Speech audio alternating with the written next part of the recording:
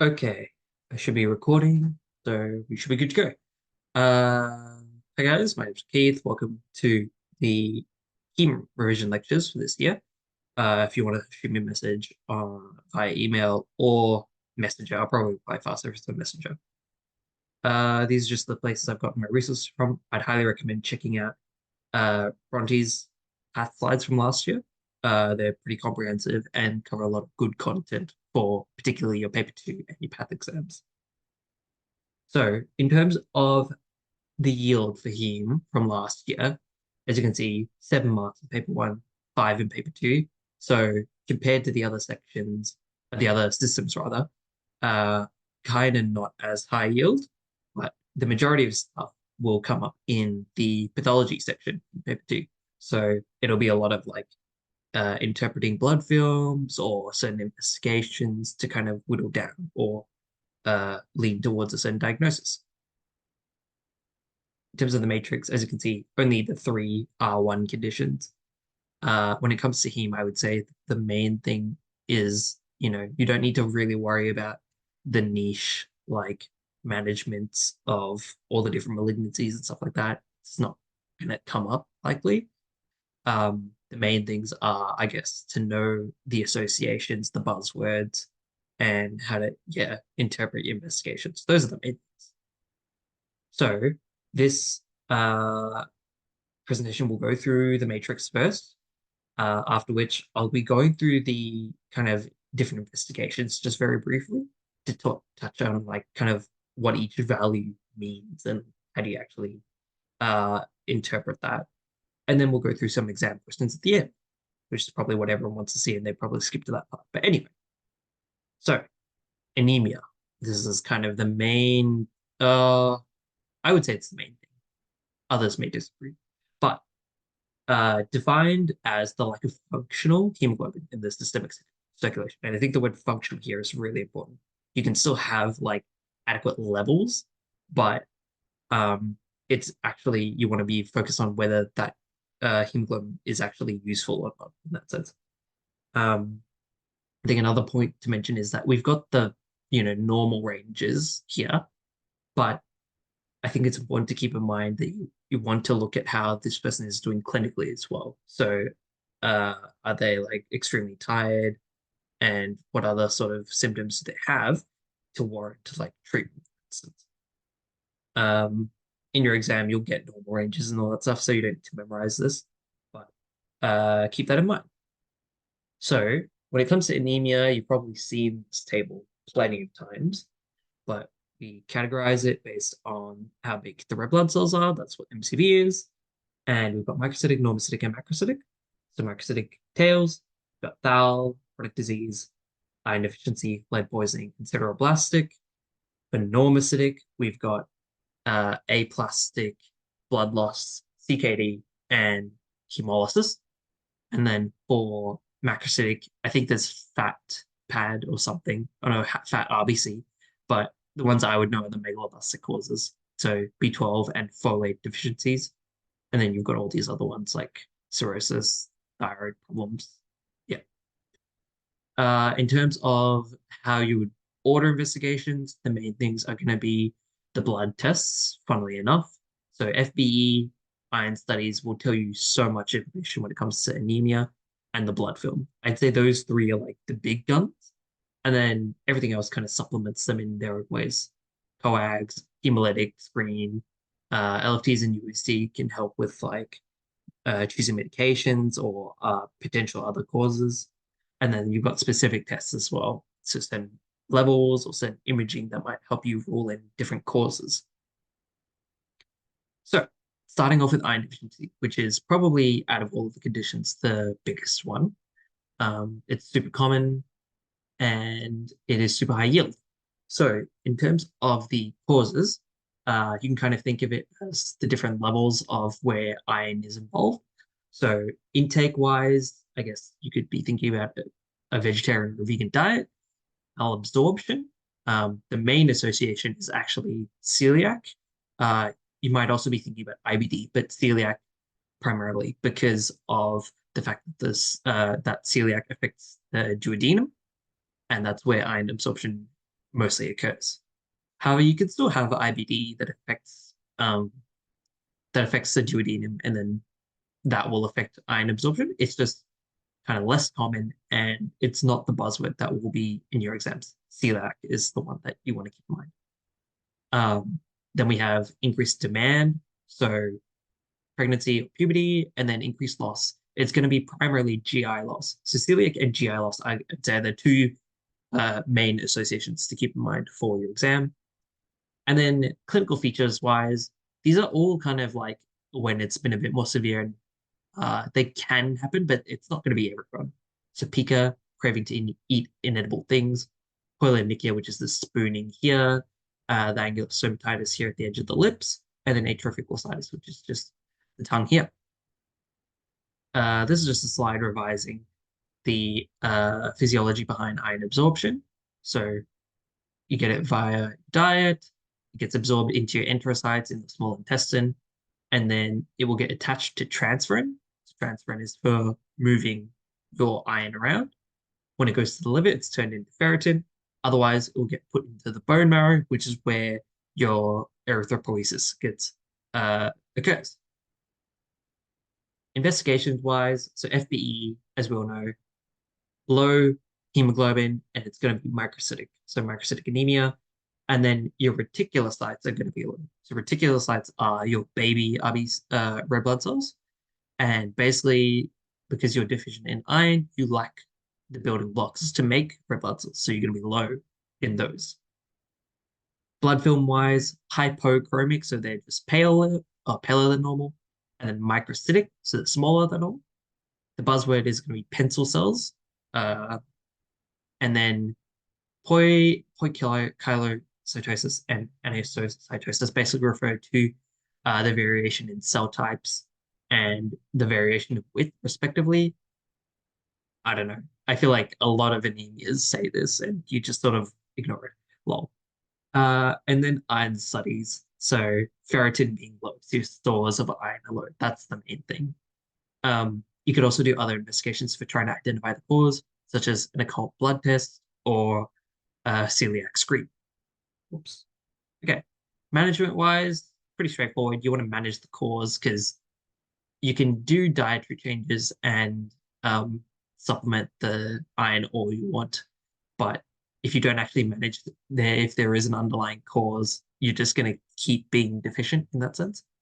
So, um, like if you have got a GI loss from a malignancy, for instance, you want to actually evaluate whether you can treat that with chemo or whether you can surgically remove it, and then that would address your anemia in that sense.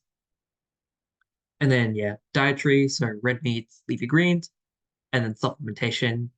Always start with orals because they're just easier and they're fine to be tolerated. And then you've got ferrin inject, so you get injections of iron instead of the oral supplements. It's a bit stronger in that sense. And if you are to counsel about that, the main thing is the staining that can be associated with it. It's kind of like a tattoo in a sense. So that's something important to counsel people about when it comes to that. Cool. Thalassemia. So thal is basically referring to an issue with hemoglobin synthesis as a result of a genetic issue. So this is not to do with a lack of building blocks. It's to do with an issue of actually making the hemoglobin itself. And so what happens is you still produce it, but it's bad quality. It can be either the alpha or the beta chain. So hemoglobin's got two and two, and the alpha chains are controlled by four genes, whereas the beta chains are controlled by two genes. Investigation wise, the buzzword for thal is going to be hemoglobin electrophoresis.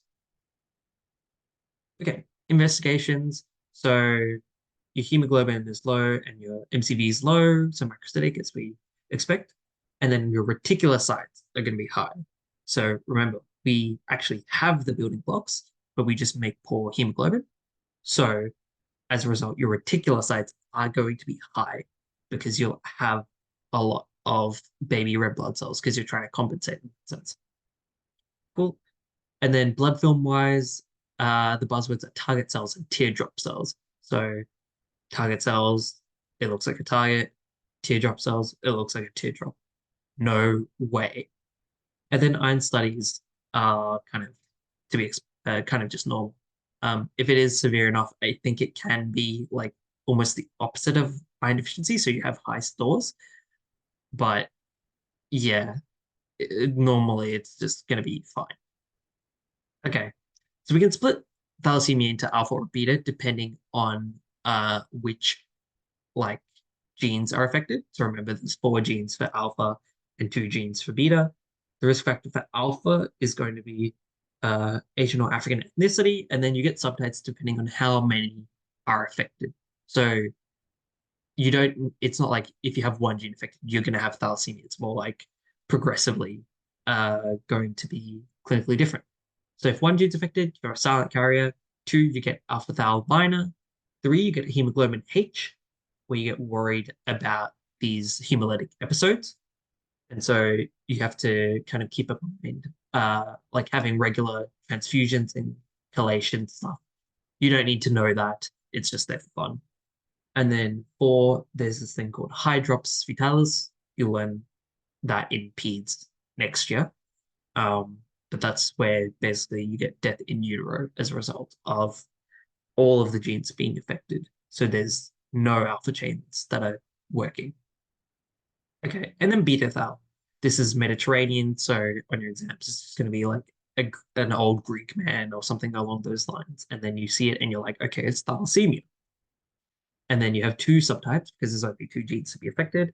It can be minor, where one gene's affected, or two, major. So minor is the one where you get mild anemia and it's often asymptomatic, and then you kind of pick it up later on. Whereas two is major, and so you're worried. It presents 6 months after birth when the kind of the um the baby's own hemoglobin has to take uh the majority of the hemoglobin. I don't know if that makes sense, but it's basically it presents 6 months after birth. Um, and then management wise, so genetic counseling would be occurring before pregnancy in that sense. And then you'd be doing things such as transfusions and splenectomy. But again, you don't need to know that. Okay. Hemolytic anemia is for normocytic. So normocytic is again where the size of the cells is normal, but um, there's still low hemoglobin. So often it's going to be a destruction in this sense. So we've got intrinsic and extrinsic hemolysis. So intrinsic is to do with kind of the cell itself destroying itself, whereas extrinsic is something else happening outside attacking the cell. So intrinsic, there's the enzyme issues, so G6PD or PK, you don't need PK. Hemoglobin itself, so sickle cell. I don't know why I've got thal though, because thal gives a microcytic. Um, and then the membrane and cytoskeleton. So hereditary spherocytosis is often the one that you'll see. And then extrinsic, you've got immune and non-immune related ones. So autoimmune hemolytic anemia, and then this one is microangiopathic hemolytic anemia. We'll go into each one now. So G6PD is an oxidative hemolysis. It's X-linked recessive, so you might see that come up. And basically, you get the episodes when there is some kind of trigger. So fava beans you've probably heard of as is the common trigger.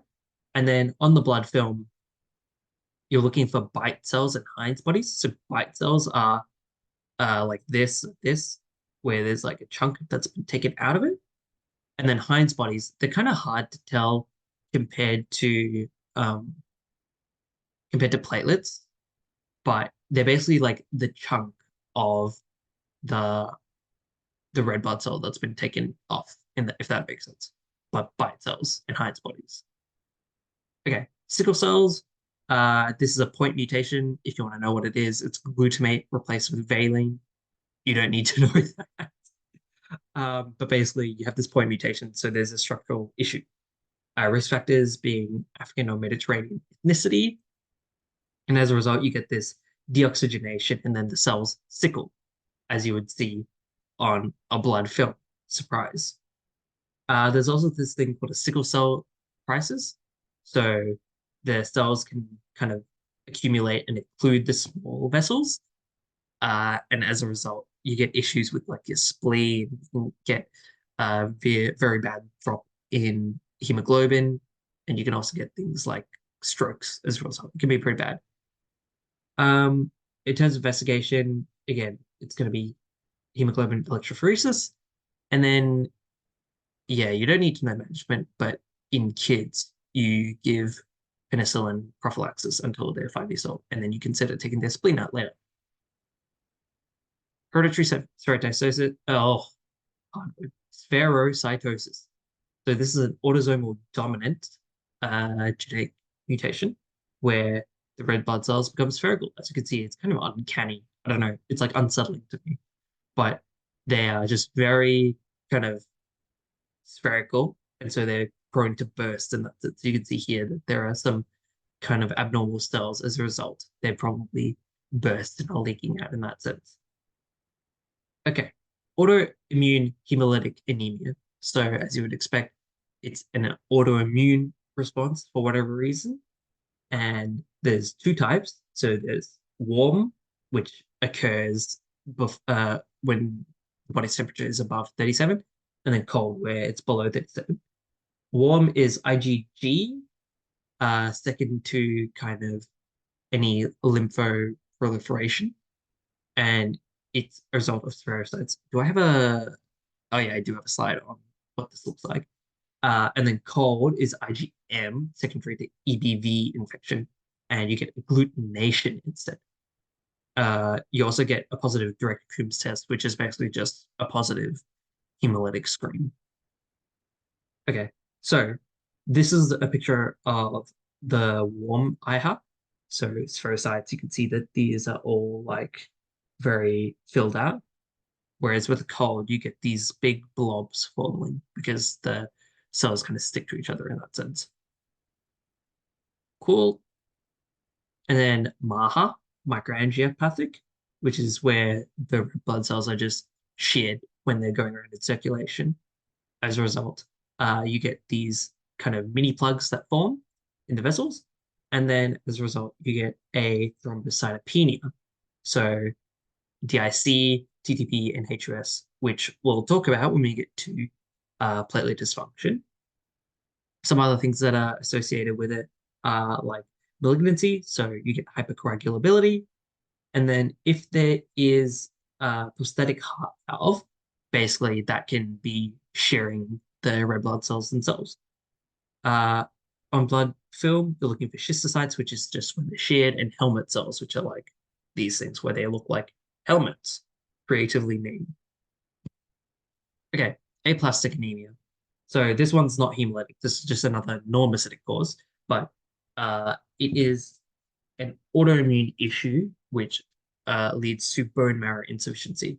So you can see there's a few different causes there, but basically, because it affects the bone marrow, it's going to affect all of the pathways, and as a result, you get a pancytopenia. So it's not just anemia; everything gets affected.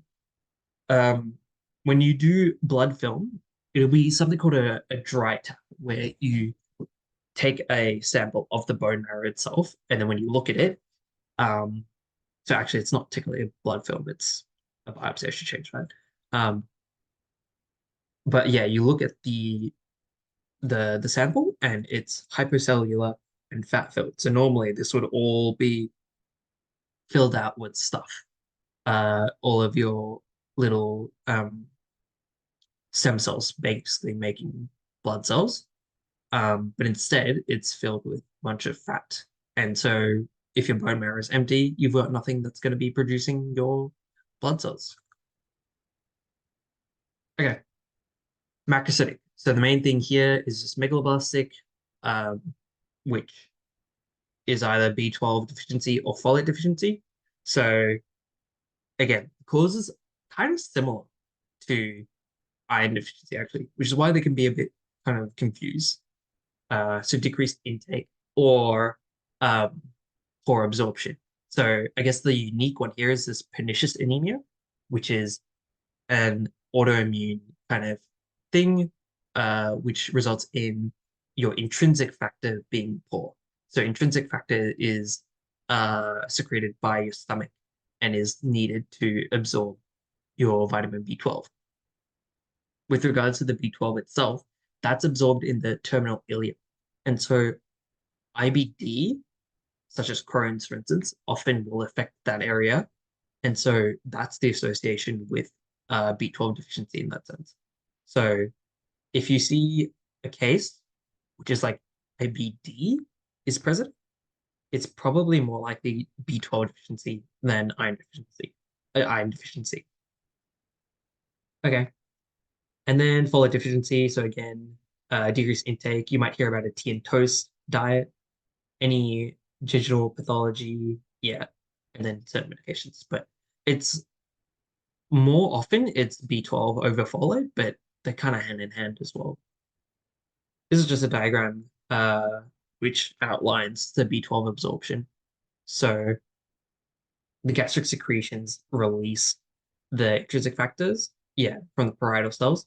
Then it travels all the way down into the terminal ileum, which is the section here before your ascending colon. That's where your B12 will get taken up, and you need the intrinsic factor to kind of help with that. Cool. In terms of what it looks like, or rather the workup. So signs and symptoms. This is probably one of the only anemias that has like an actually unique kind of finding. So peripheral neuropathy for B12 deficiency. If you see that, it's like a very it's like a very close association. Investigation wise, you order a hollow TC. Um, you can order a serum vitamin B12, but the hollow TC actually is a bit more like specific. And then the blood film itself, you're looking for macrocytic red blood cells, obviously, and then these hypersegmented neutrophils. So you can look here, this neutrophil, it should be split up into like three, but instead it's got a bunch of different segments. So that's abnormal. Cool. Okay. I'm going to drink some water because my throat is so.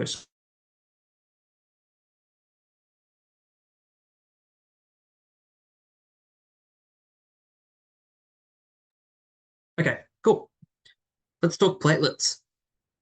So you've probably seen this diagram before. Virchow's triad. I don't know how to say their name. Um, but basically, there's three elements to kind of how we coagulate in our bodies. So stasis, endothelial injury, and hypercoagulability. These are what we need to form clots to kind of fix endothelial damage. That's the whole point. That's like why we want to make clots.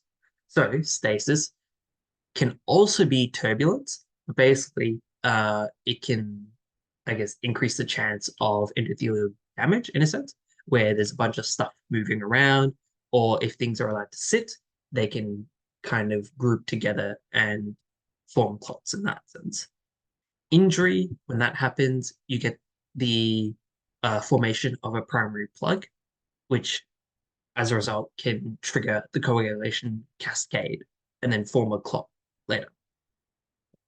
And then hypercoagulability, so changes to certain factors uh, and increased number of clotting factors. It's often secondary to a lot of things. So like cancers make your body hypercoagulable, um, being on estrogen as well.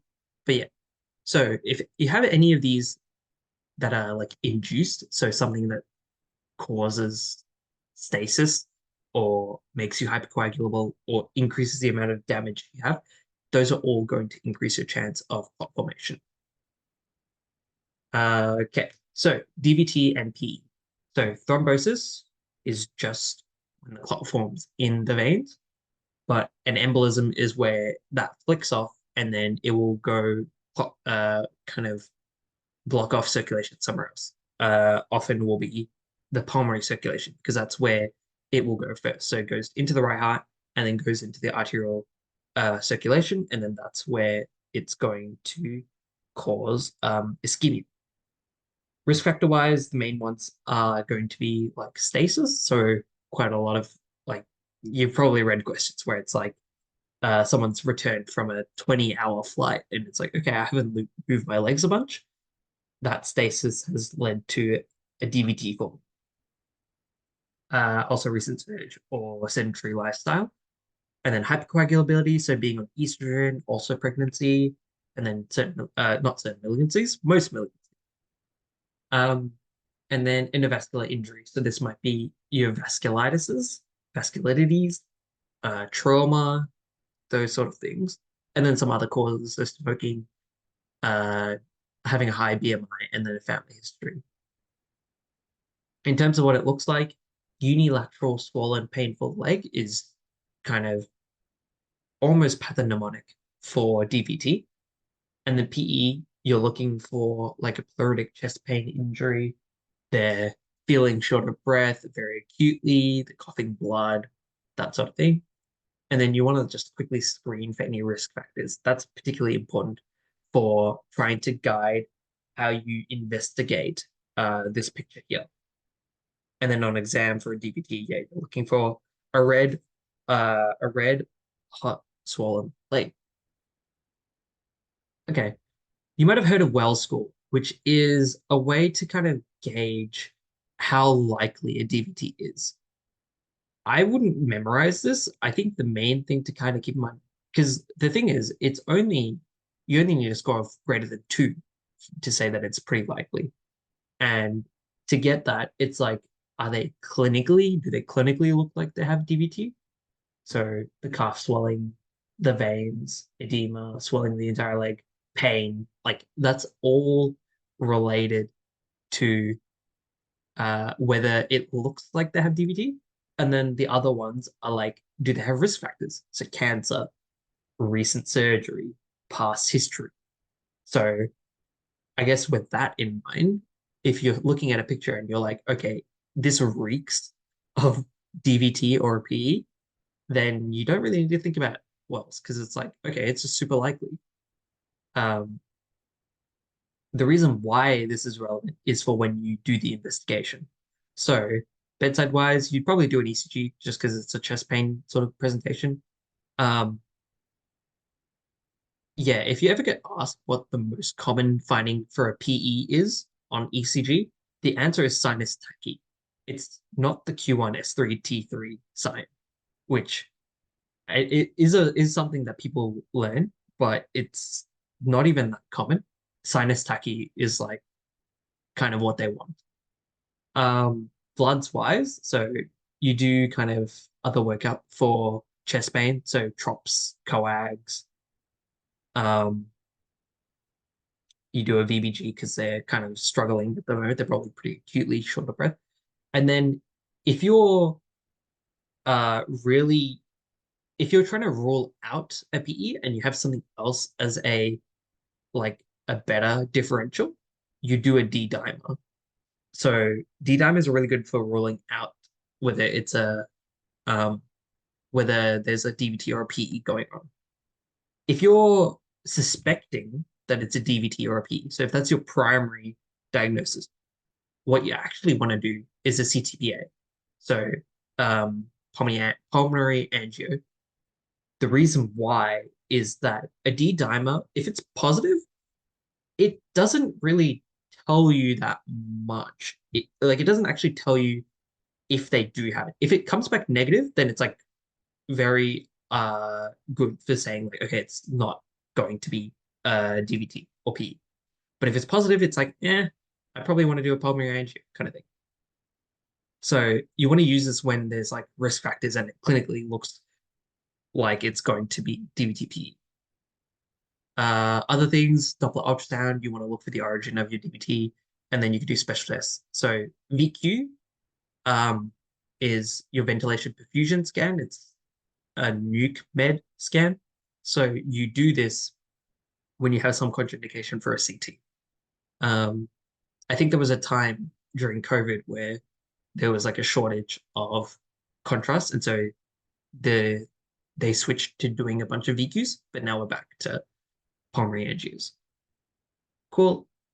Management wise, so you're going to do all of your crit care kind of related stuff. So fluid resus, supplements, give them some painkillers, refer them for a CTBA, refer them to hemoresp. I think it's hospital specific, but this is more like from an apex perspective if you're trying to answer a question about how do you manage this.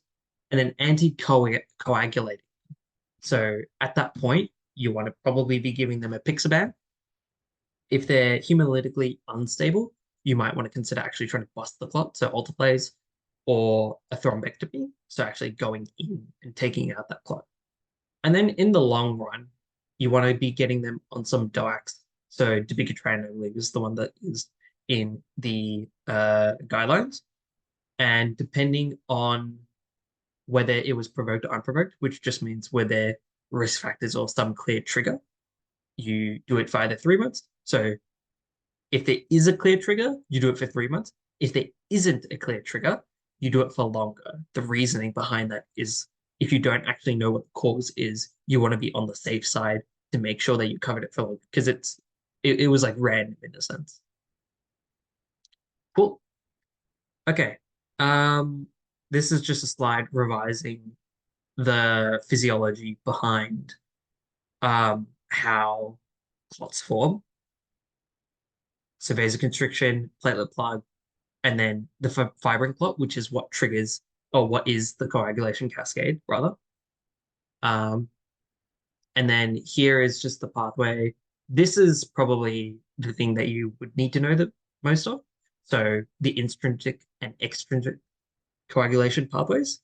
Um, there's probably nicer looking diagrams. I don't know why I picked this one, but this is particularly relevant when it comes to interpreting your coagulation studies, because coagulation studies will basically tell you all the information about which pathway is affected.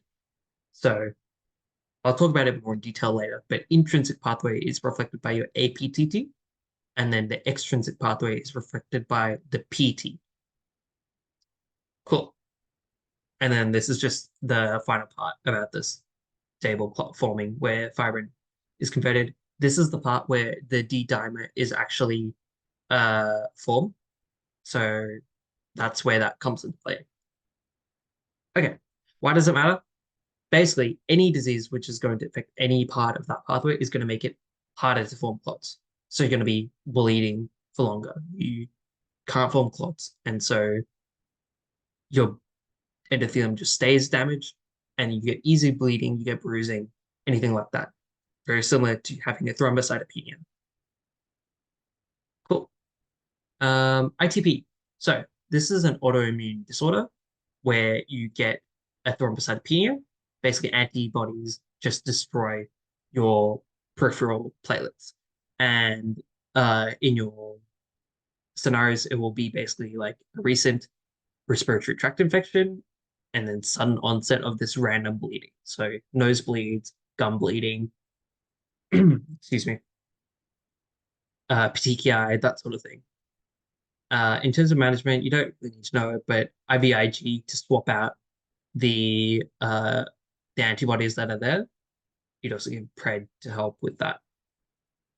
Cool. TTP, on the other hand, is where your platelets are getting activated inside your blood vessels, and so you get this overconsumption. Now, for TTP specifically, it's to do with this one specific deficiency, the ADAMTS13 deficiency, which, as you look in this diagram, it would cleave any long von Willebrand factor, which is what is used to get the platelets. So that normally cleaves it to stop random platelet activation. But when there's a deficiency or a mutation with this, that's what's going to the von Willebrand factor is going to allow the platelets to accumulate in that sense. As a result, you get the small vessels that get plugged, and you get the hemolytic anemia that I was talking about earlier, so the MAHA. It's worse than ITP. There's a pentad associated, so you get fever. Your neurosymptoms are kind of like mini strokes in a sense, where you have like weakness. You get like headaches or seizures or visual changes kind of transiently. Thrombocytopenia. signs, so like easy bleeding or petechiae again. Maha, so you're looking for anemia, fatigue, and pallor, and then renal issues as well. Cool. Now, DIC, disseminated intravascular coagulation, is different. It's a systemic activation of coagulation, which is to do with clotting and bleeding at the same time. And then you also have this hemolytic anemia on top. Now, this took me a while to get because this and this sound similar in the sense that they're both overconsumptions. The difference is that I believe TTP is specifically this deficiency, while DIC is to do with kind of increase in hypercoagulability and then a decrease in fibrinolysis. So some causes are like sepsis, malignancy, severe burns, certain drugs.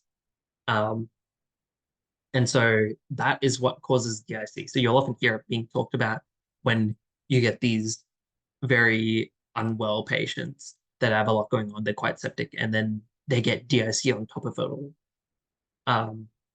In terms of what it looks like, you get the kind of thrombocytic picture as thrombocytopenic picture, but you also get thromboses.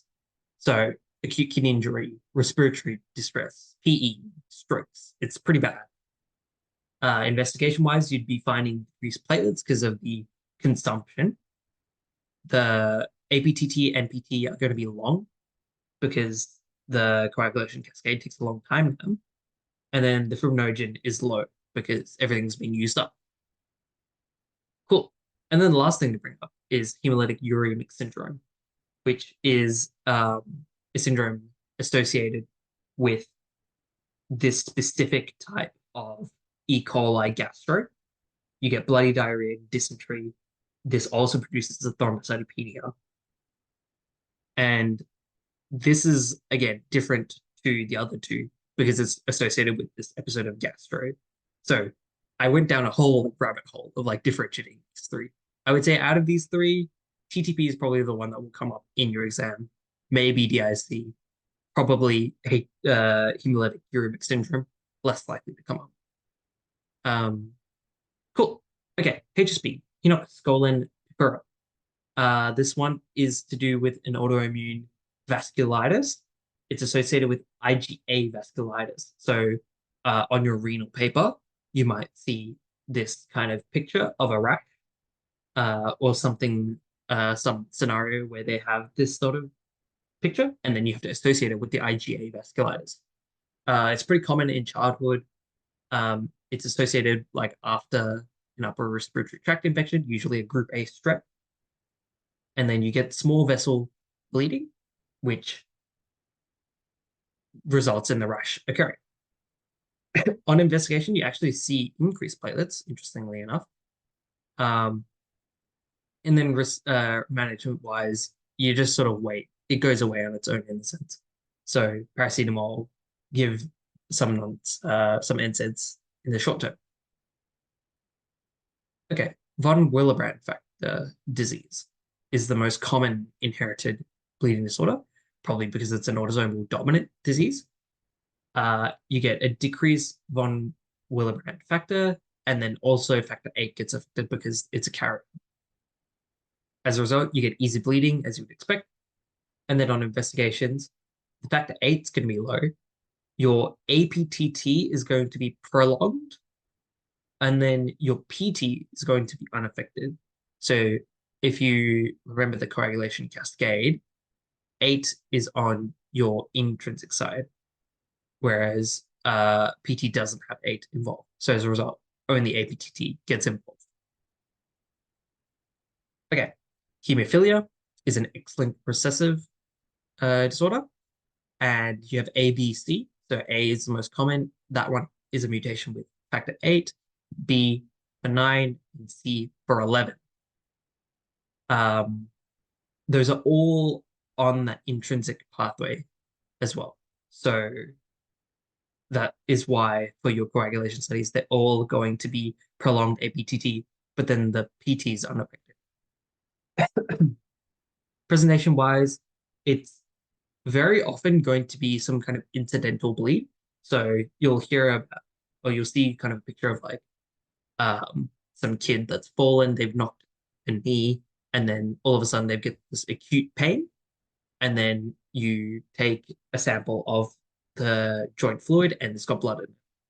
And so that's hemarthrosis, and that's often going to be hemophilia. So the most common is going to be hemophilia A, A8. And then management wise, you just give whatever clotting factor they've got the mutation in. So if they've got a mutation in clotting factor 8, you give them factor 8. It's pretty self-explanatory. Okay. And then this is just a slide with some of the other kind of coagulopathies. Uh, Liver disease is important to keep in mind because so many of the clotting factors are produced there. So if you have liver disease, you're going to have poor clotting factor reduction. As a result, your coags are going to be affected. Vitamin K deficiency. So K produces 2, 7, 9, and 10. So free to wear TV is how you can remember that. Related to that is warfarin. So warfarin overdose would also give a similar picture. Okay, then there's also antiphospholipid syndrome, which is associated with lupus. And what you really need to know is that, not really need to know, but the only thing that's relevant here is that the antibodies are anticardiolipin and lupus anticoagulant, and it's associated with spontaneous miscarriages. That's kind of where that comes from. And then the last thing here, factor 5 laden, antithrombin 3, and then protein C and protein S deficiency. These are all mutations that actually increase the clot risk. So everything we've talked about so far have been mutations which have made clotting harder, and so you bleed more. But for these three specifically, you get mutations which actually make it more likely to clot. They're also all autosomal dominant. So that's something important to keep in mind, is if there is a picture, if there is a scenario where someone has increased risk of clotting risk, you actually want to be thinking about these rather than a deficiency. Cool. I need more water.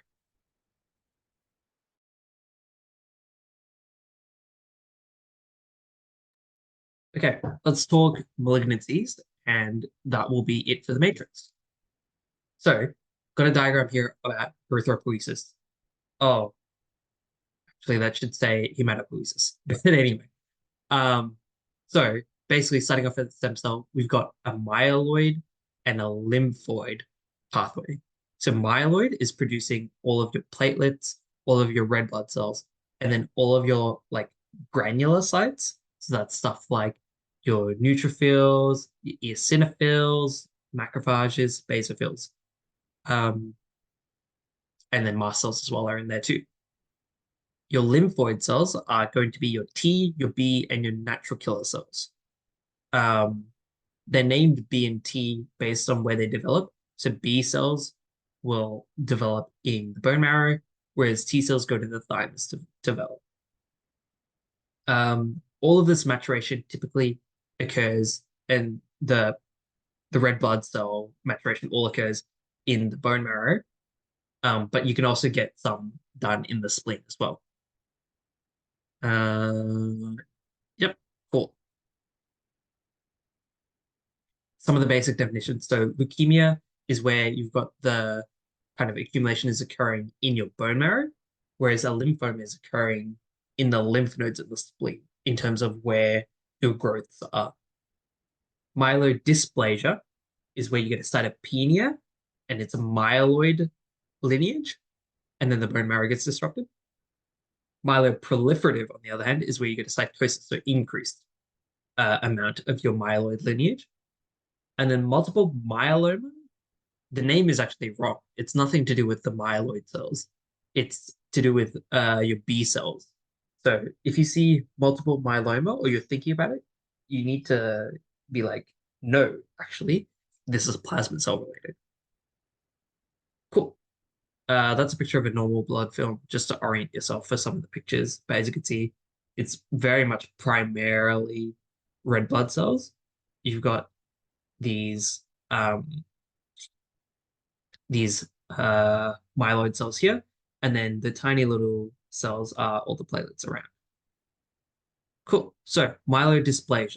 This is where your stem cells aren't going to be great quality. And so as a result, your myeloid cells get kind of messed up. So your red blood cells get messed up, your granulocytes get messed up, depending on what is affected. So in this image, the top one is a dysplasia with your erythropoiesis. You can see these blood cells have their nucleus in them, which is kind of weird to look at actually. Um, And then down here, we've got dysplasia with the granular poiesis. So the granulocytes are having issues with their nucleuses getting segmented. So they're meant to be segmented, depending on which one it is. But as you can see, this one's like got just the one. Um, in terms of investigations, I guess it kind of depends on where it gets affected, but you'd expect your values to be low. And it should be affecting everything because red blood cells and your thrombocytes and your other myeloid cells are going to be affected. Um, but yeah, it could depend on where the lineage is affected. And then management wise, you get transfusions and then there's chemo as well, but it's kind of out of the scope of what we need to know. Okay, myeloproliferative. So myeloid cells that are growing too much. We've got the five here. So AML, CML, polycythemia, essential thrombocytosis, and primary myelofibrosis. So AML, this is an acute malignancy where your hematological stem cell gets affected and it was the myeloid lineage. You see 20 or greater than 20% of blasts in the bone marrow. So remember, again, it's like the baby cells. So the blasts are baby cells, and so they're growing out of control. The buzzwords that you're looking for here are our rods, which are like these little inclusions right here. Um, then, yeah, adults that are greater than 65 years old, it's quite aggressive. Gum hyperplasia, and then trisomy 21 is specifically associated with AML here. In terms of symptoms, you're looking at your B symptoms, so fatigue, weight of loss, no, loss of weight, um, and then night sweats as well. And then cytopenia again, and then bone pain as well, because the replacement's happening in your bone marrow. There's also this acute promyelocytic leukemia. So in terms of staging, you have your blasts, which are the young cells. Promyelocytes are the next stage, and then myelocytes are after that, where they become the granulocytes or whatever they become. And that is a medical emergency. The only reason why this is here is basically for this uh, gene mutation, so a translocation between 15 and 17. Just something to keep in mind. It might come up. Okay, CML. Main thing I would know here is that the Philadelphia chromosome is what's affected, so 922, and it's a BCR-ABL fusion gene. Now, if you look at this blood film here, you might notice that it's got quite a lot of myeloid cells. So this is kind of actually the picture that you want to be looking for when it comes to this sort of thing. You're going to be looking for an adult that's like 40 to 50, hepatosplenomegaly. And then it goes through phases where it starts off kind of like without any symptoms, and then it progresses, it gets accelerated, and then you get a blastic crisis. At that point, you need to be kind of treating it. If you don't treat it, you have like, I think it's a 7 to 8 year life expectancy. So pretty severe actually. And you want to keep it in mind. Okay, polycythemia. So this is an overproduction of the red blood cells specifically. Um, the main risk factor is going to be the JAK2 mutation. And as a result, you're going to be expecting the blood to be quite thick. So there's just a bunch of red cells in your blood. And so you're going to get like oozing in a sense. So nosebleeds, mucosal bleeding, and headaches. You're also at risk of vascular effects, of vascular events, because if you think about it, your blood's super thick. So it's in a hypercoagulable state in that sense. On FBE, you want to be looking for increased hemoglobin and red blood cells, and your hematocrit, which is like how thick your blood is going to be increased. Your erythropoietin levels, if you take that, are going to be lower because you already have so much hemoglobin and red blood cells that you don't really need to be making more. Um, yeah, cool. And then if you take a biopsy of your bone marrow, it will be hypercellular because you've got too many. And then management wise, yeah, blood exchange, trying to take it out, low dose aspirin to try and thin your blood, that sort of thing. Okay. Essential thrombocytopenia, uh, thrombocytosis rather. So you get overproduction of platelets. As you can look here, all of these dots are platelets and it's a greater concentration than before. So you get increasing risk of clotting, so strokes, DVT, AMI. You also, interestingly enough, get an increased risk of bleeding. I imagine that's from like a bit of dysfunction going on from the fact that there's so many platelets going around. And then increase of fetal osteoarthritis thing. And then vasomotor symptoms. So headache, dizziness, syncope, kind of similar to like pre-stroke kind of things. You're looking for a JAK2 mutation again. And then on FBE, it's going to be a thrombocytosis, obviously. Treated with antiplatelets and aspirin and some other things. Okay. And then PMF.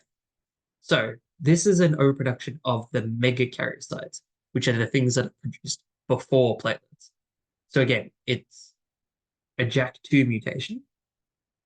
And the way this works is the megakaryocytes, they release something called fibroblast growth factor. As a result, you have more of that growth factor. And what that does is it produces or it leads to more fibrous tissue being made. As a result, you get fibrosis in the bone marrow itself. That fibrosis in the bone marrow prevents proper maturation. And so you get a pancytopenia. Um, you would also expect a dry tap because instead of your bone marrow having stem cells, it's filled with fibrous tissue now. And then as a result of all of this, because your bone marrow is quite shocking, your spleen tries to compensate and then do its own hematopoiesis. So I mentioned earlier, the spleen can do that. It does that in a time of bone marrow insufficiency. So you would expect some hepatosplenomegaly here. On FBE, looking for anemia, increased ALP, increased LDH, increased uric acid. Yeah, at the bottom here, we've got some teardrop cells. In this case, that's because of the fact that the red blood cells that are making it out of the bone marrow are getting like squeezed out. So they become teardrop shaped. Cool. Okay, lymphoproliferative disorders. So ALL for acute lymphocytic leukemia, CLL are lymphomas, and then multiple myeloma. So ALL is 20% or more blasts in the bone marrow again. Keep in mind, it's lymphoblasts now that we're worried about. And this is the most common pediatric leukemia. So that's what is kind of different between ALL and AML. AML is affecting older people, whilst ALL is for kids. It's quite aggressive, and it's associated with Philadelphia chromosome and trisomy 21 as well. So you will need to keep that in mind. Um, there's a form called T cell ALL, which is 25% of cases, where you get this hand mirror. So you can look here at these like little parts where they stick out. It's like if you imagine yourself holding a hand mirror and looking at yourself, that's I guess what it's meant to be. Symptoms wise, it's painful or painless lymphadenopathy. You get petechiae and fevers as your main things. You might also see like bone tenderness, brain gets affected. Yeah, BBB. FBE wise, you would expect a low initial white cell count, and then after it comes up because of this. Um, Also worth noting that when you do peds next year, this becomes R1. So it doesn't matter that much now, but later on it will. Okay, CLL is pretty good. It's like kind of chill, to be honest. Uh, there's like an over 20 year survival.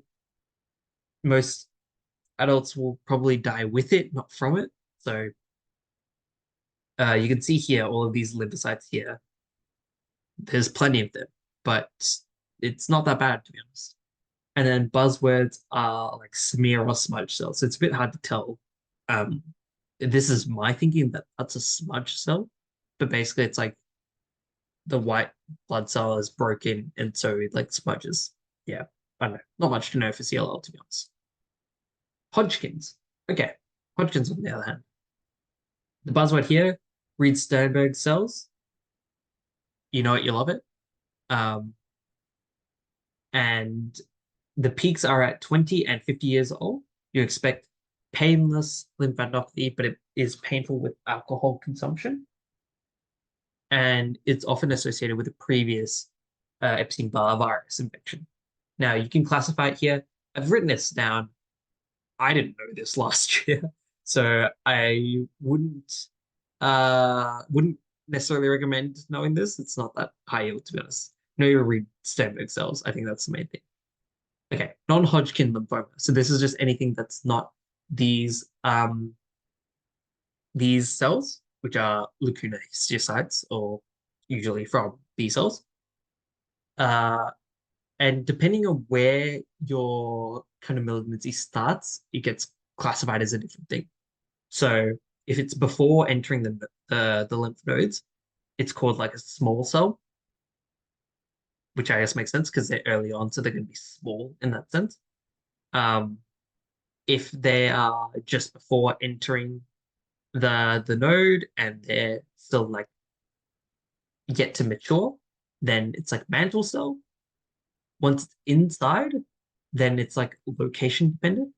Um, so if it's like towards the center, oh sorry, just got a text. Um, yeah. So if it's had a chance to expand a little bit inside the germinal center itself, then you start considering it to be a Burkitt lymphoma or a large B cell lymphoma. And then follicular lymphoma, this diagram is not great, to be honest. I'll probably replace this. Um, but it's where they kind of chill and they don't leave and they're contained within follicles themselves. So in the stem itself, they'll mention that they're just inside follicles. Oh, here we go. I've got to make slides on this. So follicular lymphoma is where the germinal B cells are affected. Um, about 30% can transform into diffuse large B cell lymphoma. And I guess the key point to mention here is that when you do your lymph node biopsy, it will tell you kind of whether the cells are monoclonal or polyclonal. So monoclonal just meaning they're all the same, polyclonal meaning they all originate from different spots. So if it's monoclonal, that signifies that it's a lymphoma. If it's polyclonal, on the other hand, it's more likely to be hyperplasia. The associated translocation is 1418, and then you're also expecting increased expression of BCL2, which is an oncogene. CD 10, 19, 20, 22 positive. I will, yeah. Anyway. And then diffuse large B cell lymphoma, which is quite aggressive. You get a lot of lymphocytes, as you can see here. It's the most common adult non-Hodgkin lymphoma, which I guess is the most important part. CD1920 positive. Okay, Burkitt's, which is the one that's associated with EBV and HIV. It's highly aggressive. You can see that you get the damage to your jaw, you get abdo implications and to the gonads. The genetic mutation here is 1014 MYC gene mutation. It's 1920 positive, and then the buzzword is starry sky. Like that, if there's anything to know, no starry sky is Burkitt. And then some other ones here. Um, so Maltoma, which is H. pylori associated. Mantle cell, I mentioned earlier, is like a rapid spread one associated with a T11 to 14. and then T-cell lymphoma, which has a pretty poor prognosis. Management-wise, R-CHOP, it doesn't match for some reason. I don't know why anyone calls it R-CHOP, to be honest. Rituximab, cyclophosphamide, vincristine, doxorubicin, and PRED. This is just a diagram talking about how to stage it, but not that necessary to know. Okay, and then lastly, multiple myeloma.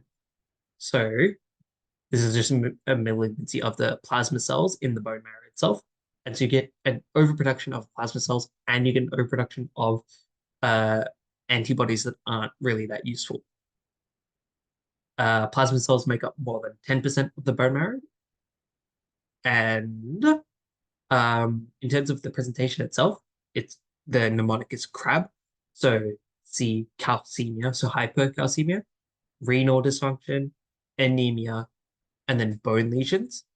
So you'll often see the back pain presenting as a result of the production from the myeloma. Uh, yep. And then the buzzword here are rouleau bodies. So these kind of like stacks here. And then in the urine, you would expect light chain protein, which is just the protein produced as a result of this cancer. There is another condition which produces the electrophoresis here. So electrophoresis, you expect a monoclonal gammopathy, which is just a spike at where that gamma protein is. Basically, if you see monoclonal electrophoresis, it's like multiple myeloma. The other condition here is monoclonal gammopathy of unknown source, where everything is normal and there just happens to be a spike. That's like an incidental finding, though. Cool. Okay, Matrix is done. We're just over an hour. I'll try to not take too long for this investigation component. Um, so just talking about FBE first and the different components to it. So HB, as we know, is the amount of hemoglobin, but it's not necessarily reflective of the quality itself. MCV is how big the cells are. MCH is how much hemoglobin is in the red blood cell itself. So if it's low, it means that the red blood cell is like very filled um with like plasma fluid, but the hemoglobin itself is not that present. MCHC is like the concentration similar. Hematocrit is the viscosity. So if it's high, it's thick blood. If it's low, it's very runny. And then RDW is the variance. So how much are the red blood cells similar to each other? White cell count, fairly straightforward, split up into your lymphocytes and then everything else in your myeloid lineage. And then platelets, which are just the levels of your thrombocytes. Okay, hemolytic stream. So in the FBE, the reticulocytes is kind of the thing that is useful here. So you want to be looking for high reticulocytes because that tells you that it's your body's trying to compensate for what's happening. You'd look in the blood film, obviously, for signs of um, schistocytes, that sort of thing. And then the kind of specific blood tests. So LDH is lactate dehydrogenase. If you get an increase of that, it just reflects that there's a lot of kind of cell production, a lot of cell turnover. So you're producing a lot of red blood cells and they're being destroyed for whatever reason. Haptoglobin decreases. Haptoglobin is used in the body to basically clean up your hemoglobin. So if you're getting a lot of red cell damage, your hemoglobin is going to leak out, and the haptoglobin is going to clean that up. But as a result, you're going to have low levels of that. Bilirubin, you'd expect the unconjugated levels to increase. And then your Coombs test, which is your direct antibody, antiglobulin test rather, would be positive. So that's just a diagram describing how that works, where the direct test is you take the red blood cells from the patient and then you add an antibody which attaches to their antibodies. And then the indirect is you use their antibodies and then you add red blood cells and that other antibody to see if it groups together. Not that important to know, to be honest. Okay, iron studies, I kind of touched on this a little bit, but ferritin is storage. So if you have low stores, you're looking at IDA or some other chronic disease. Whereas if you have high stores, it means that you've actually got good amount of iron, and then it's going to be something else going on here. Um, Transferrin is protein that's associated with moving your iron around. Transport makes sense. Um, and so if that is low, it's basically telling you that there is a low like demand for it based on like your iron levels. The serum iron, you kind of ignore it to be honest, because it's like just the level of iron in the blood, but it doesn't really tell you much about it doesn't tell you much about what can be used, to be honest. The total iron binding capacity, on the other hand, is how well can the iron bind to transferrin, and then transferrin sats is how much transferrin has iron. So the sats in particular are quite useful because it tells you whether um, your body is trying to compensate for what's going on. And so if your transferrin stats are high, oh, let me go from this one. So if you have low ferritin, and then your transferrin is high, and you've got low transferrin stats, that means you have high levels of transferrin to move around, but you don't have iron to actually fill that up. So as a result, you're probably iron deficient.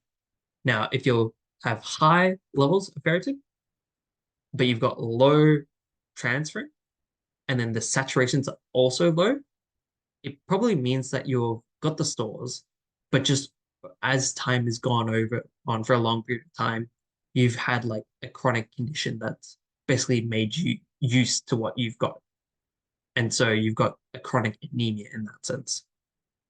Your body's compensated or just dealt with it. And then lastly, if you've got a high ferritin, so high stores, you've got low transferrin, but your saturation is really high as well. That probably means that you've got iron overload because your transferrin that you've got is all overloaded and the ferritin stores are quite high, meaning that there's so much iron that it can't like go anywhere, to be honest. Okay. And this is just a diagram kind of detailing each one. The main one is iron deficiency, having decreased ferritin. I think another thing that's important to keep in mind is that ferritin is an acute phase reactant, which means basically that if you have an acute infection, your ferritin will go up. So they've got here like iron deficiency and inflammation. They kind of compensate or they cancel each other and it looks normal. Um, yeah, transferrin stats as well are probably the other thing to know. Basically, is your body trying to compensate in a sense? Cool. Okay, the last one, and then our second last thing, coags. So pathway wise, um, we've got intrinsic and extrinsic. So intrinsic, you start at 12, 11, 9, and then from 9 to 10, you need 8. So 12, 11, 9, 8. So everything except 10 is in intrinsic, the big numbers. And then extrinsic, it goes from 7 straight into 10, but it's helped with 3. Um, it's just one of those things that you just sort of have to know. And then in the common pathway, you have 10 becomes 2, 2 becomes 1, and then that is fiber. So that's what's going to be used to form your clot. The way I remember which one is PT and which one's APT is kind of silly. So there's two ways. The one that most people know is probably table tennis is inside, so TT inside, whereas tennis, 1T is outside, so extrinsic. The way I remember is very silly. It's like APTT is a long word, so it's the long pathway, whereas PT is only 2 letters, so it's the short pathway. Don't ask me why that works. It works for me. Anyway, INR is the international normalized ratio, and that's going to reflect how long it takes for a clot to form. So if it's long, or if INR is high, it means there's a longer period of time for a clot to form for whatever reason. So it kind of reflects the overall impression. Cool.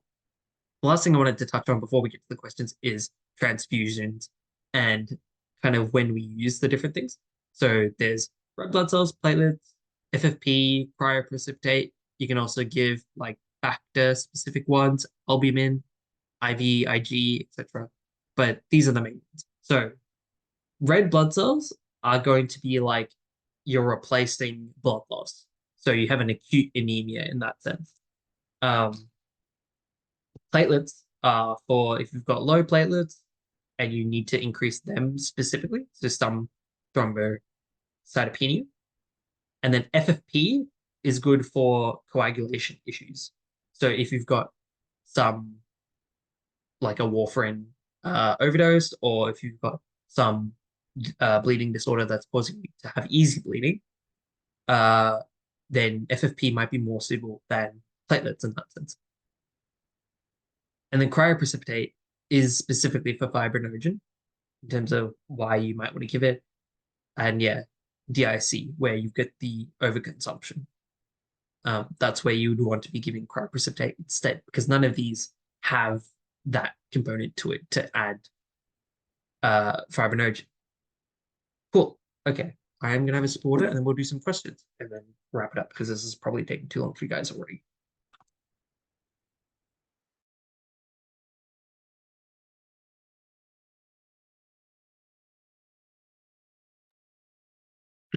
All right, cool. Um, I'm not gonna like read out these questions. You guys can pause and screenshot if you want. Okay. Um, so the answer for this one is F.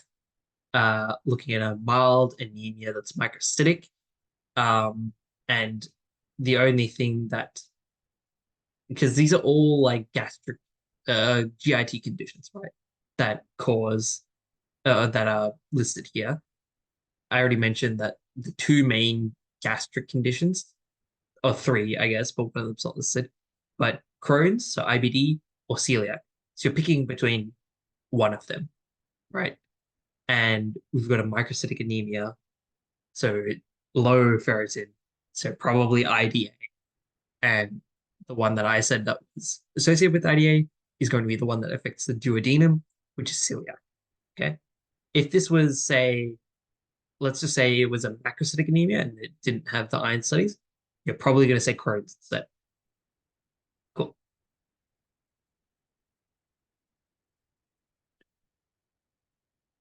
Okay. So this question has a lot of kind of crap that you don't need to read. The main thing is literally this last sentence post splenectomy complications of the legs. So it's not even to do with the fact that it's a spleen removal, it's the otomy part, ectomy part, whatever. It's the surgery part. It's the post-surgery complications of the legs. And so you want to be conscious of the fact that after a surgery, you've been sedentary for a while and you're going to be at risk of forming clots. So if you've had any surgical placements or even any placement, to be honest, because some of them, when they sit there for super long, they'll be on Clexane, which is an enoxaparin, low molecular weight heparin. And so the answer here is going to be E. You want to just be giving them some uh, some heparin to make sure that they don't form DVTs post-surge. They've also gone through potentially an acute bit of blood loss, maybe not significant enough to cause anemia, but in that sense, because of all that damage that's going on, they're in a bit of a hypercoagulable state, or rather, not that. They've got endothelial injury. So that's what they are kind of worried about here. Okay. This one should be decent. So we've got two lymph node biopsies here. The first one has multiple follicles. So as soon as you read the fact that it's bringing up follicles, you can probably rule out everything except for D and E, the ones that mentioned the word follicle. And then it says medium-sized monoclonal B lymphocytes only. Oh, monoclonal. What does that mean? Monoclonal means that they're all from the one part, or the one branch rather. And so it's going to be the lymphoma. So E. The second one, multiple enlarged follicles. Again, demonstrating polyclonality of the B cells. Polyclonal should immediately tell you that it's going to be hyperplasia instead. So D. Should be not too bad there. Okay. Yeah. This question should be pretty straightforward. You read like a Greek female, you can stop reading in that sense, because that's how the exam writing works here. Um, but looking at the investigations, you have an anemia and it's microcytic, and we have target cells, thalassemia. So all of those risk factors and buzzword of target cells should tell you it's that. Okay. So we're looking here at the most appropriate diagnostic test to help with the workup um, for just lethargy, shortness of breath. Pale conjunctiva is just referring to the fact that anemia can do that. And I guess what it wants is what is the most common cause of anemia? And hopefully you said L for iron studies. So, I mean, looking at none of like looking at the rest of these options, they all seem very like kind of random and not as associated. Um, yeah, the first step would probably be iron studies, and then going from there, maybe you can consider stuff like I don't know, a bone marrow biopsy. But yeah, always start with iron studies. It's pretty easy to do for anyone.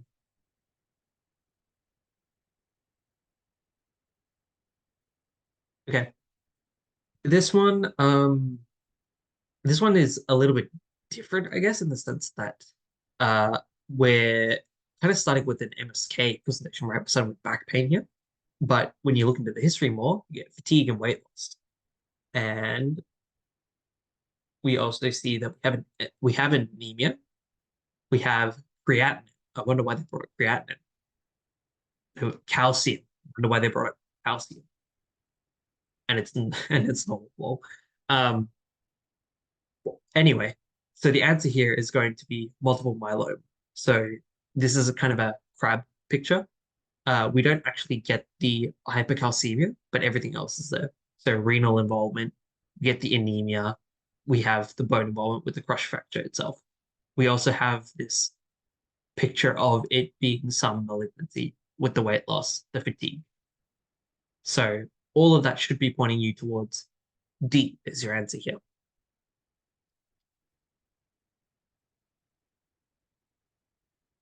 Oh yeah, this question. Yeah. I remember going back to this question and I got it wrong when I was revising this. So the key thing here is that it's a thrombosis in the supramesenteric vein. So we're increasing the chance of clotting. When you're thinking about increasing the risk of clotting, you should immediately kind of rule out all of the factor deficiencies right here. So none of those are relevant. And I would also say the von Willebrand disease, because those all decrease the formation of clots, right? If you're lacking, if you've got, let's say, the factor 8 deficiency, that's hemophilia, right? When you have factor 8 deficiency, it makes it harder to form clots. So that leaves antithrombin 3 deficiency as well as the protein C and protein S deficiencies. And you just kind of have to know that antithrombin 3 is more common than protein C and protein S. Um, but yeah, I guess the takeaway is to keep in mind, what's happening in this picture. Is it increasing the chance or decreasing the chance of clots?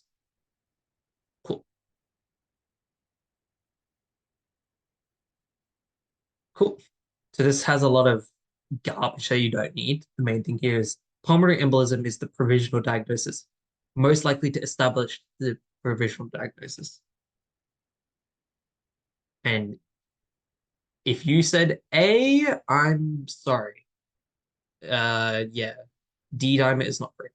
So D dimer is again to rule out pulmonary embolism, and the correct answer here is D. Now, in the actual paper, it says E, the VQ scan, which I think is also reasonable. Um, I guess what they're trying to get at here is that with like diabetes, maybe they've got some kind of kidney involvement here. But I think D or E are both pretty similar, both pretty reasonable to say here. Well,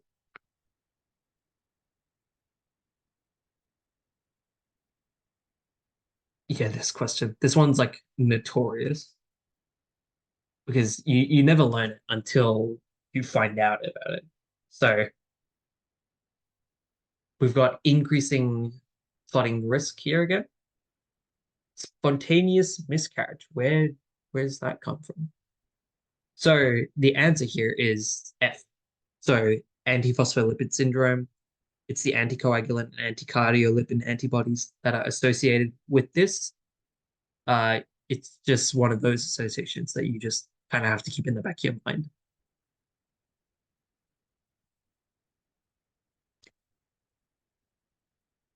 Okay, cool. So answer here is J, lymph node biopsy. Makes sense because you're concerned. You've got these night sweats, fever, and loss of weight, and you've got lymph nodes present. So why not check out what's happening in the lymph nodes? And yeah, biopsy them and have a look.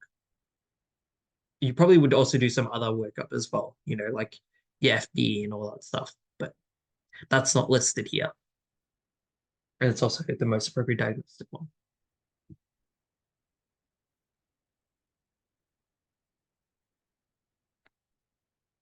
Okay, cool. So we have another anemia here. That's macrocytic. So looking at all this, you can kind of rule out a few of these, like the sorry, like the hemolytic anemia, like G6PD, steatocytosis, IDA. There's a lot that you can rule out here. Um, but you look here, mother had some sort of thyroid problem and tummy trouble. So it's trying to hint at that there was a history of some IBD here. The thyroid problem, I believe, is trying to hint at the fact that she might have had a history of some autoimmune, so some Hashimoto's or something like that, to also fit the picture. Um, and looking at the examination, this hyperpigmentation is vitiligo, which can be associated with Crohn's. At least that's my understanding. But anyway, the main thing here is hemoglobin is low, and we have a macrocytic anemia. The main causes that I told you about were C and N, folate, B12. And if we're thinking it's IBD, it's probably B12 deficiencies. The answer here is N.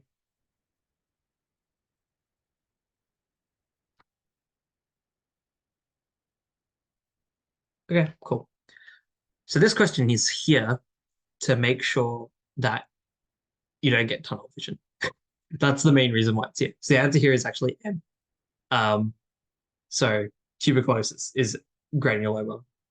And yeah, all of the stuff about waiting on the culture, it's still probably that. But this is just basically here to say that just because there's a node involved doesn't mean it's going to be a lymphoma or something like that. Cool.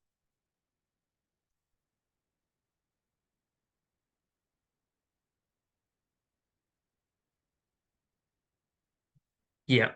So again, we have monomorphic, so it's all one lineage, and then small lymphoid cells. Whoa, small cell lymphocytes.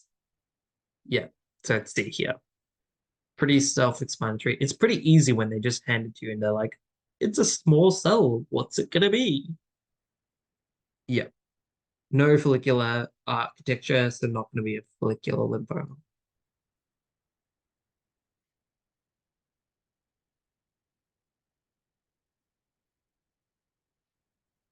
Yep.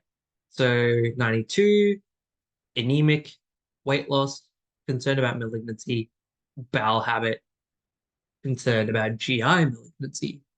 GI malignancy is most associated with iron deficiency. G. Cool.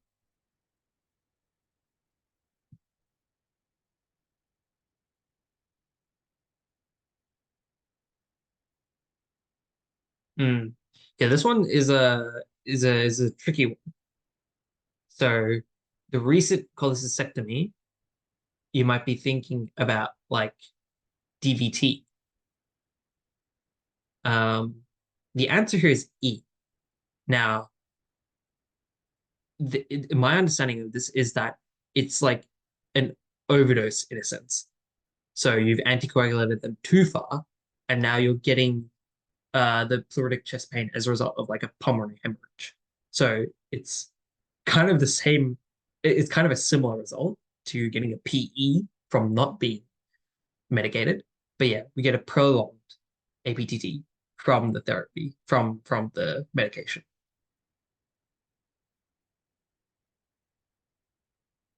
Yeah. So again, knee pain, abnormal APTT should be leaning towards C, hemophilia. Again, it's like these incidental like joint pains, and then you get abnormalities with coags. If you were to take a sample of if you were to do a joint aspirate, you'd probably note that there's blood. So hemarthrosis would also fit the picture.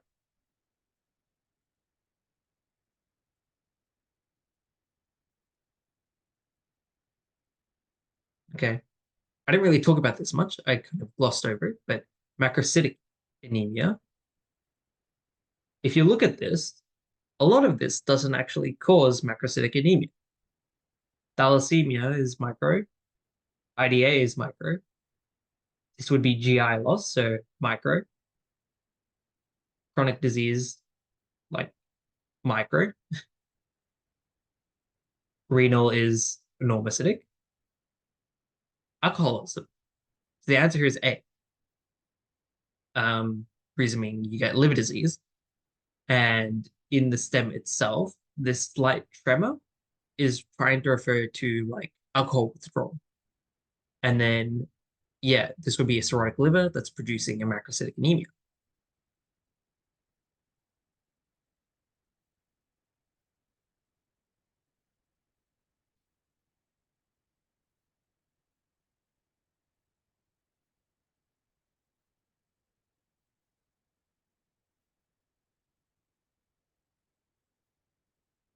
Yeah. So this one's a tough one. Um, at least for me, it was a tough one.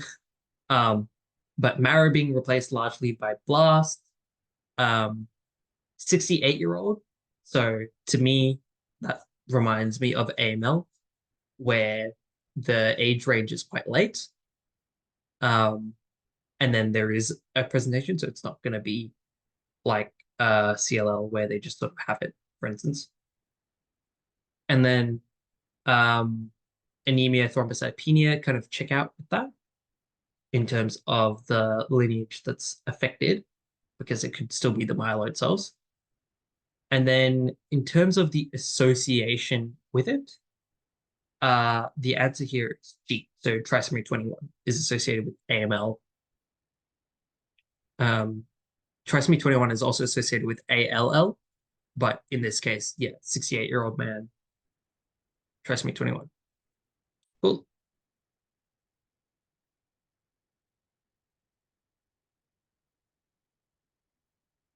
Yeah, again, similar to one of the earlier questions, this one's thalassemia. So again, Greek heritage, microcytic anemia, normal ferritin, target, and teardrop. It is like perfect. It is like everything you want for it to be thalassemia.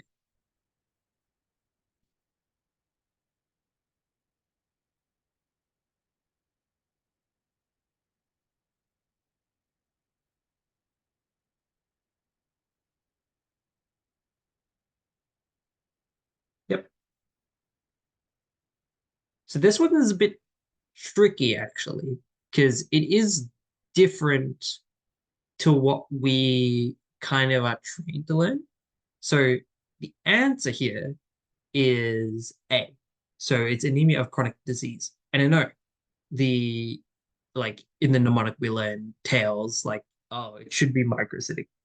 The thing about anemia of chronic disease is that it's not hard and fast like it needs to be microcytic or it's not going to be there. Like it can still be uh normocytic. And I think the key thing here is that there's nothing really pointing to the other causes of a normocytic anemia. So there's nothing here to like indicating it would be aplastic. There's no blood loss history here. There's nothing that would say like CKD. Um, and yeah, there's nothing hinting at hemolysis either. But this 15-year history of RA with the methotrexate is like that's probably the main thing here that's led to the anemia here. But yeah, that one's a bit of a doozy, I won't lie.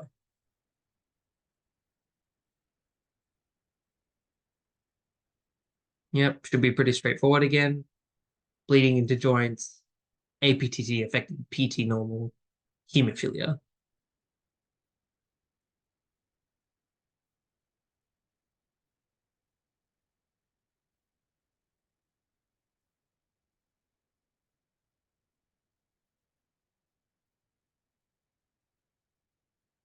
Okay, so upper respiratory tract infection should already be hinting you at the fact that this is probably an autoimmune issue. The only kind of abnormal thing here is the platelets are low and the coags are normal. So it's not a clotting factor issue, it's a platelets being low issue. And putting those together should lead you to E, so an immune issue here, ITP.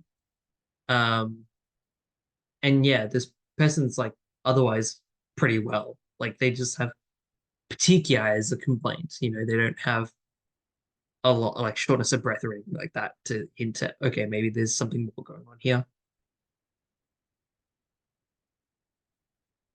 Yeah, this is a fun path question, I guess. So you just have to know that BCL2 as an oncogene is it produces an anti-apoptotic protein.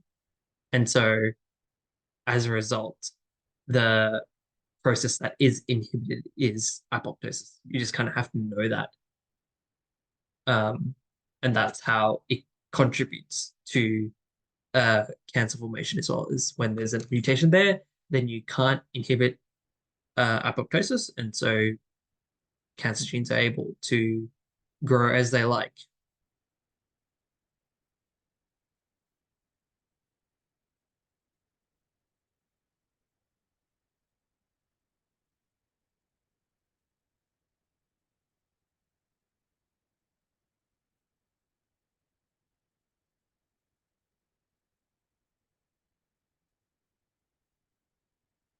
Yeah. This one's also pretty rough. I think I got this wrong when I was like revising this. Um, so the answer here is E. Uh, I think what it's trying to get at is the fact that effacement of the architecture by angulated grooved cells in a nodular pattern is meant to suggest that it's like follicles are forming. And so this is like follicular lymphoma. And the association for that is going to be T1418. Yeah, that one's rough in my opinion. But anyway,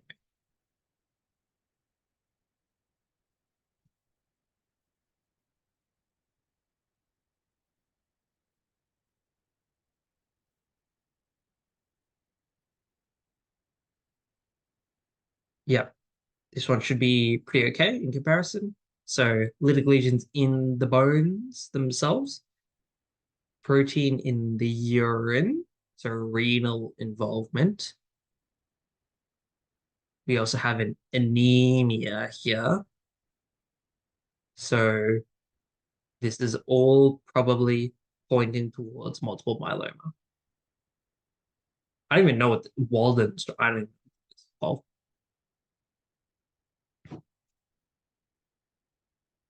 Okay. You should be able to look at that photo and just be like, I know what that is straight away. Two big eyes looking at you. Owl, owl cells. Reed Sternberg. Hodgkin. Hodgkin lymphoma.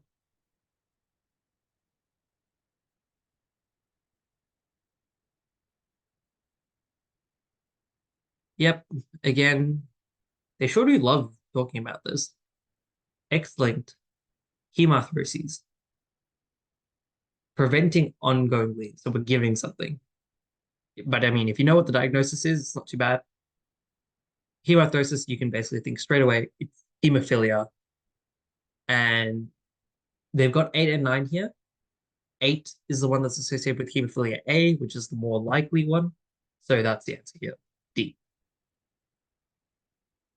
Okay, last one.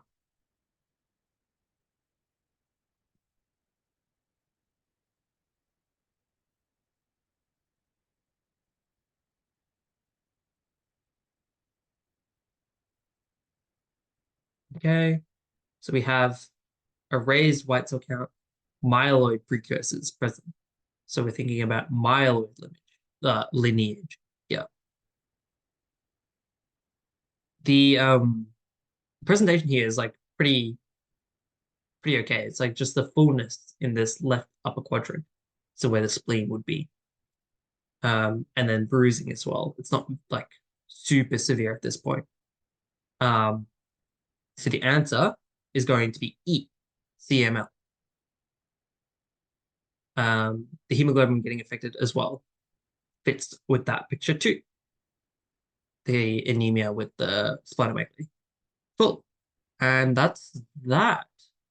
So I'll stop sharing there. Um, that's the heme lecture in a nutshell. If you guys have questions, feel free to send me a message. Um, but yeah, overall, it's not too bad. I think,